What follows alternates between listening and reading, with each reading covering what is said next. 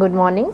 Today we will be discussing on industrial sector in India, Unit 2, Role of Public Sector Enterprises. The public sector enterprises have been an integral part of India's economic and industrial landscape since the country gained its independence in 1947. Projecting an economy with greater self-reliance and a socially balanced economic system, the public sector enterprises were started as an agency of industrialization and for reducing regional disparities and an equitable distribution of resources. Our Indian economy is divided and classified as a mixed economy, where there is a coexistence of both the public sector enterprises and the private sector. All the industries within our country are divided between these two sectors. Prior to independence, most of the industries were under the purview of the private industries. But after independence in 1947 and the advent of the planned economy in India, the introduction of the industrial policy of 1947 and 1956, the importance of public sector undertakings was realized.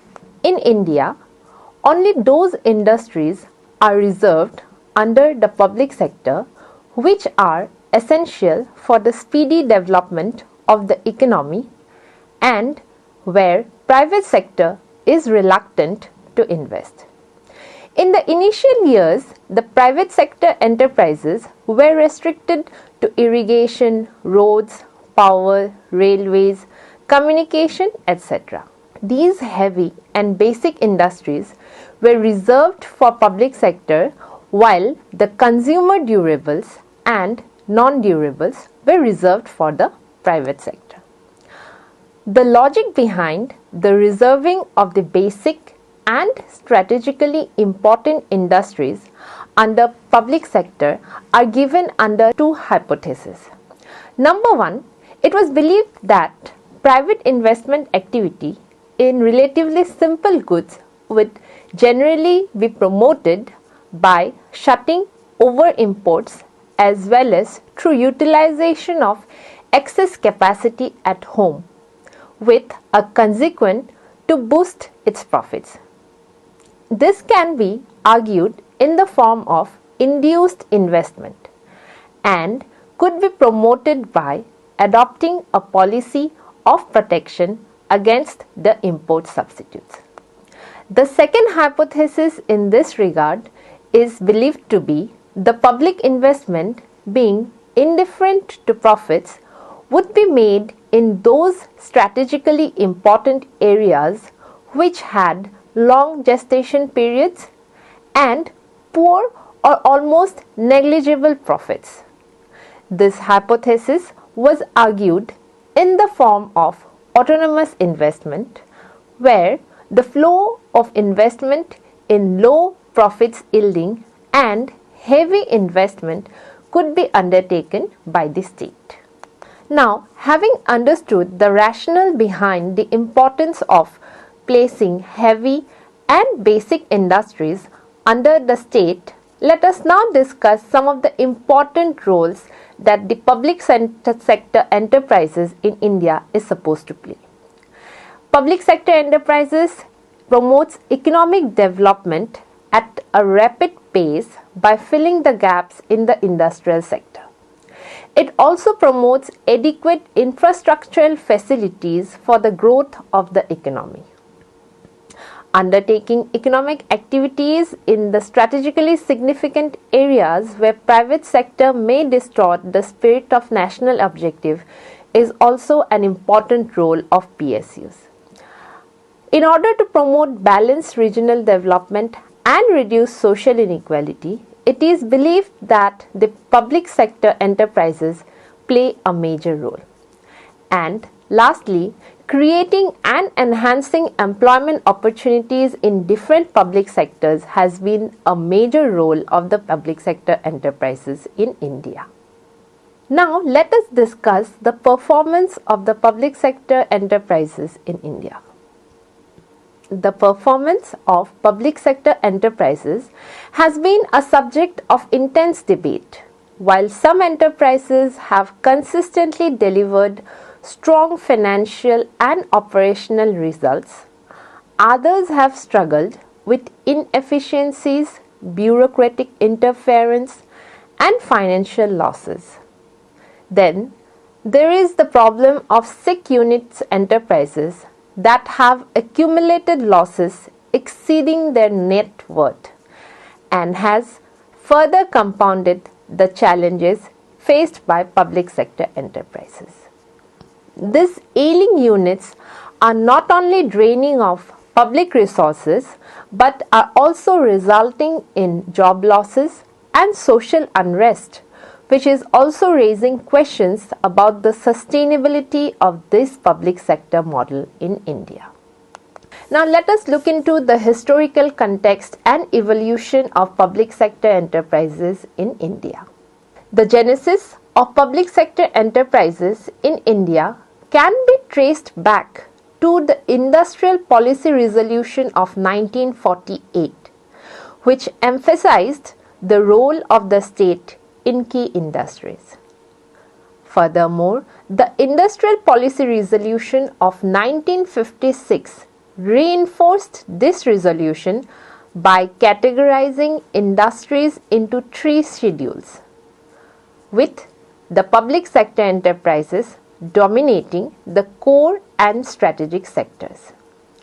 Over the years, it is seen that the public sector enterprises expanded into diverse sectors, including telecommunications, banking, oil and gas. In India, the public sector enterprises are categorized into central public sector enterprises, state-level public sector enterprises and departmental undertakings. They belong to the manufacturing, energy, transport and finance sectors, among the others. The performance of public sector enterprises have been mixed over the years. While in some of the enterprises such as Oil and Natural Gas Corporation ONGC, Bharat Heavy Electricals Limited BHEL and Indian Oil Corporation Limited IOCL have performed well in terms of profitability and global competitiveness, while on the other hand, few enterprises have faced operational inefficiencies, bureaucratic delays and in some cases lack of innovation. Now, in order to assess the public sector enterprises, some of the key indicators are considered as performance and profitability, return on assets and their contribution to the GDP. Annually, the Department of Public Enterprises undertakes a survey to assess the public enterprises, revealing their health through financial perspective. However, the socio-economic role of this organization is neglected since many operate in a loss-generating way as a result of poor management, lack of freedom, and in certain cases, interference from politics. Now, if we try to look into the growth of investment in case of central public sector enterprises, it can be seen from the table that starting with 1951, we had only 5 central public sector enterprises in India, and at that time the investment was only 29 crores. In 1961, the number of central PSEs rose to 47 with an increased investment of 948 crores. In 1971, the number of units rose to 122 with a total investment of 6,237 crores. Subsequently, in 1981, the number of units rose to 179 and the total investment rose to 18,150 crores. In 1991, the numbers rose to 246 with an investment of 1,13,800 crores in investment.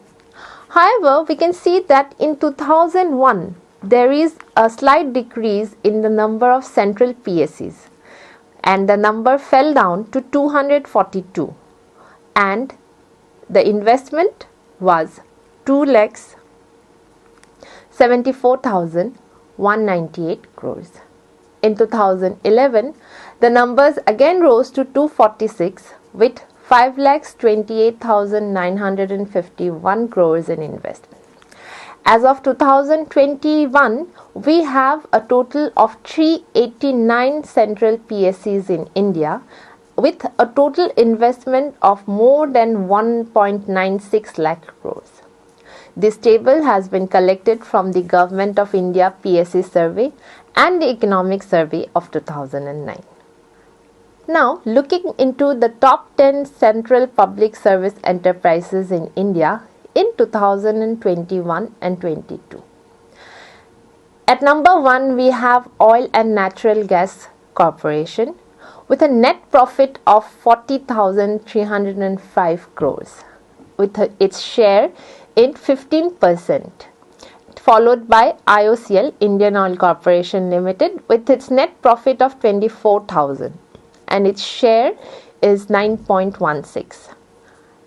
In third number, we have Power Grid Corporation of India with a net profit of 17,000, followed by National Thermal Power Corporation with a profit of 16,000. Next, at number 5, we have Steel Authority of India Limited with a profit of 12,000, followed by Coal India Limited with a profit of 11,200. GAIL, the Gas Authority of India Limited, had its net profit of 10,064 in the year 2021-22, followed by Rural Electrification Corporation standing at 10,646. Next, at number 9, we have Power Finance Corporation Limited with its share of 3.8 and a net profit of 10,222. And lastly, we have National Mineral Development Corporation Limited with its share of 3.56. These are the top 10 central PSEs in India and their net profits. Next, we would like to discuss the classification of public sector enterprises in India.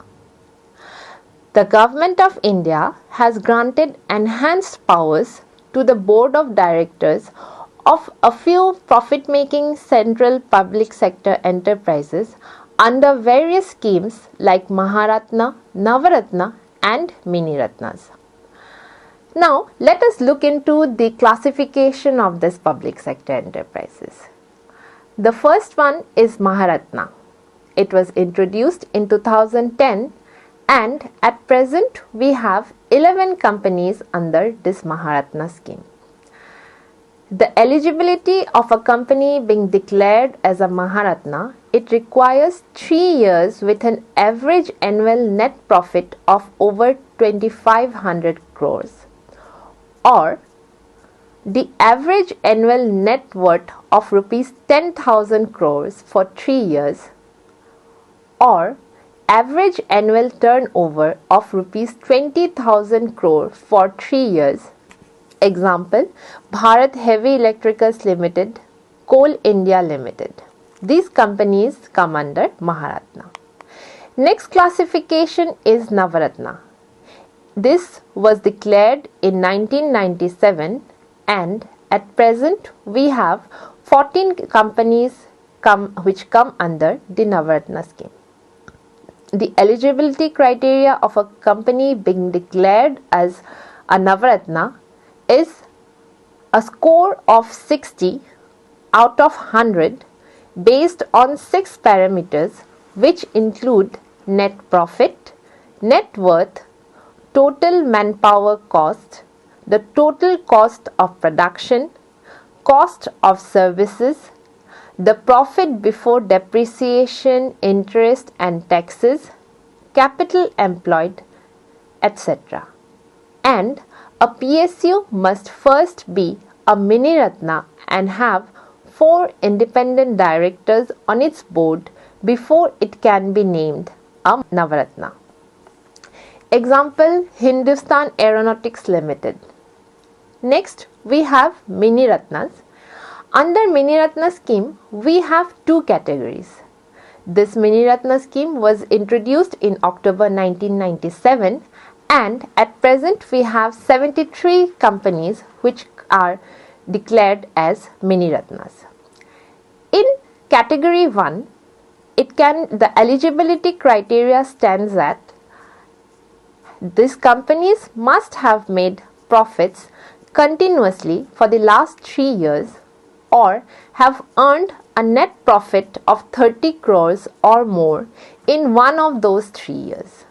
For example, the Airports Authority of India is one such company under category 1 of Mini Ratna. In category 2, the companies must have made profits continuously for the last 3 years and should have a positive net worth. For example, the National Film Development Corporation Limited. After having discussed the classification of the various public sector enterprises in India, let us look into the SIC units in India, which has been a major concern. The SIC public sector enterprises are the companies that continuously incur losses and require support from the government to run their operations. The SIC units problem came up because of various reasons such as old technology, surplus workforce, poor financial management, and a lack of competitiveness. According to the Board for Industrial and Financial Reconstruction, namely BIFR, a lot of industrial units were declared SIC in the late 20th and early 21st centuries. This can be attributed to the meager attempts by the government to revive these units and have taken several forms ranging from restructuring and financial assistance to strategic alliance. However, not all efforts have paid off so well. In India, some of the major SIC units are Air India before privatization, Hindustan Cables, and Hindustan Photofilms. Failure of these enterprises has brought a significant financial burden on the exchequer, and there has been much talk on the need for privatization and alternative management models. The SIC units can emerge in a variety of industries such as textiles, steel manufacturing, or public sector enterprises. The key reasons for companies becoming SIC include financial mismanagement. Due to poor financial planning and inability to manage the debt or inefficient use of capital, financial mismanagement may lead to an industry being declared as a SIC unit. Next is technological obsolescence. Lack of modernization or adaptation to new technologies lead to inefficiency, and as a result it leads to a company being declared as a SIC. Another reason might be the poor management and governance. The lack of proper leadership skills, accountability, and strategic direction also leads to SIC units. Next is the government policies. The regulatory hurdles or the unfavorable policies may affect business operations. And lastly, the market conditions. The economic slowdowns or shifting market demands may impact certain sectors and ultimately may have an adverse impact on the industries. There are certain factors which are classified for the industry being declared as a SIC industry. These are classified as internal factors, external factors, as well as the structural issues.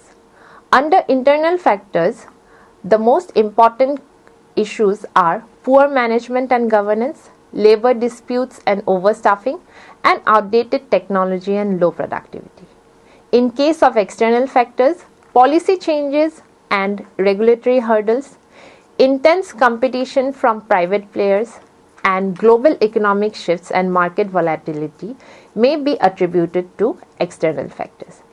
And in case of structural issues, delayed project implementation and cost overruns, inadequate infrastructure and supply chain disruptions. Now, these SIC units have a very high impact on in the Indian economy. Some of the major issues or major impacts of the SIC units are: number one is economic losses. The SIC units lead to wastage of resources and financial losses, followed by unemployment. The closure of SIC units result in job losses and social unrest. And finally, the fiscal burden. The government incurs significant costs in reviving or closing the SIC units. In order to minimize the impact of SIC units, the government has come up with a few revival mechanisms. One of them is the Board for Industrial and Financial Reconstruction (BIFR), established in 1987 to revive the SIC units, but its success has been limited due to bureaucratic delays and lack of funding. Number two is the National Company Law Tribunal Act (NCLT) under the Insolvency and Bankruptcy Code. The NCLT has taken over the role of reviving these SIC units. Now let us shift our focus to the privatization and the disinvestment debate. The privatization and disinvestment of public sector enterprises have formed the heart of India's economic reforms since its liberalization in 1991. Privatization, although has enhanced efficiency, but it has reduced government fiscal burden and improved social service delivery. On the other hand, disinvestment can be defined as the sale of government stakes in public sector enterprises, which can be either partial or complete. The Indian government has carried out strategic disinvestment programs wherein the shares of entities such as Air India and LIC have been sold off to the public through IPOs. Now, the concept of disinvestment in India is connected to major interrelated areas. Number one, disinvestment is seen as a tool of public sector reforms. Number two, disinvestment is also considered to be a part of the economic reforms which started in 1991 and is perceived as a contemporary part of the de-reservation of industries. And thirdly, disinvestment is seen as a source of raising budgetary allocations in India. Types of disinvestment. Disinvestment is broadly classified into two categories. One of them is the token disinvestment. Token disinvestment, it started with a highly political caution and a symbolic way known as token disinvestment. The policy was to sell the shares of maximum public sector enterprises up to the 49% limit, but were sold to the tune of 5 to 10% only. Though this phase brought some extra funds to the government, it could not initiate any new element to the public sector enterprises or enhance their efficiency. Number two is strategic disinvestment. In 1999, the government classified the public sector enterprises as strategic and non-strategic disinvestment policies in order to make disinvestment a process by which efficiency of the public sectors could be enhanced and government could deburden itself of the activities in which the private sector has developed efficiently. Strategic companies are arms and ammunitions, atomic energy and related activities, and railways. The debate on privatization and disinvestment remains contentious. On the one hand, the proponents argue that privatization leads to better efficiency, competitiveness, and fiscal discipline. On the other hand, critics argue that it results in job losses, reduced government control over essential sectors, and profit-driven motives always dominate over the social objectives. Various committees, including the Rangarajan Committee of 1993 and the Niti Aayog Strategic Disinvestment Policy, have recommended different approaches to privatization. While some advocate for complete privatization, others support a mixed approach, ensuring that strategic sectors remain under government control. The policy initiatives under the privatization and disinvestment debate are National Monetization Pipeline, which aims to monetize the underutilized public sector enterprises and its assets. Number 2 is the Strategic Disinvestment, which focuses on selling stakes in its non-strategic public sector enterprises. And the third one is the Public-Private Partnership, which encourages collaboration between the government and private sector. Now let's come to the conclusion of today's discussion. The public sector enterprises have been instrumental in India's economic development, contributing to industrialization, employment, and social welfare. However, their performance has been uneven, with issues like inefficiency, bureaucratic control, and sick units, which pose as significant challenges for the economy. The privatization and the disinvestment debate also reflects the strain between the economic efficiency and social objectives. While privatization and disinvestment can improve efficiency and reduce fiscal burden, they must be implemented cautiously to avoid hindrance in the strategic and social role of public sector enterprises. Thus, a balanced approach combining autonomy, accountability, and innovation is essential for the sustainable growth of public sectors in India. Thank you.